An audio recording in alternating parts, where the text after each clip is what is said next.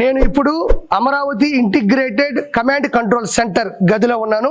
దీని ప్రత్యేకత ఏంటి అంటే అమరావతికి సంబంధించినటువంటి పనులు శరవేగంగా వెళ్తున్నాయా లేదా, ఎలాంటి పర్సంటేజ్లో వెళ్తున్నాయి, ఎలాంటి పరిస్థితులు ఆగి ఉన్నాయి, ఎంత మ్యాన్ పవర్ వాడుతున్నారు, ఆర్థికంగా ఎంత ముందుకు తీసుకెళ్తున్నారతో పాటు వాటి ఇన్ఫర్మేషన్ కూడా డైలీ వైజ్ కూడా ఇక్కడ అప్డేట్ వర్షన్ ఉంటుంది.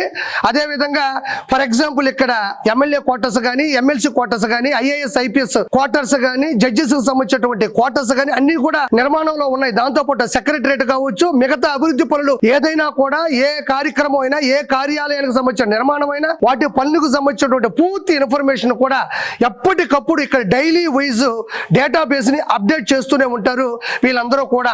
దీంతో పాటు ఈ అమరావతి పరిధిలో ఉన్న 29 గ్రామాలకు సంబంధించినటువంటి పూర్తి సీసీ కెమెరాలు కూడా దానికి ఉన్న ఇన్ఫర్మేషన్ లైవ్ లో వీళ్ళు నిఘా పెట్టి గమనిస్తూ అక్కడ ఉన్న సమస్యల్ని పూర్తిగా సానుకూలంగా వెంటనే సంబంధించినటువంటి అక్కడ అధికారులకు చేరవేసి వెంటనే వాటిని పూర్తిగా పరిష్కరించే దిశగా తీసుకెళ్తున్నారు. ఇలాంటిది చాలా అత్యద్భుతమైనటువంటి, అత్యాధునికమైనటువంటి నిపుణులు పనిచేస్తున్నారు. టెక్నాలజీని కూడా ఇక్కడ వాడడం జరుగుతుంది. దీనితో ఏ చిన్న పొరపాటు జరగకుండా, ఎలాంటి పరిస్థితులకి దారి తీయనీయకుండా వీళ్ళు ఎప్పటికప్పుడు కూడా అమరావతి రాజధాని పరిధిలో ఉండేటువంటి వీళ్ళందరినీ కాపాడుకుంటూ వస్తూ ఉంటారు. నిజంగా చెప్పాలంటే చంద్రబాబు నాయుడు గారి విజన్ కి ఇది ఒక అద్భుతమైన కార్యక్రమం అని చెప్పుకోవాలి.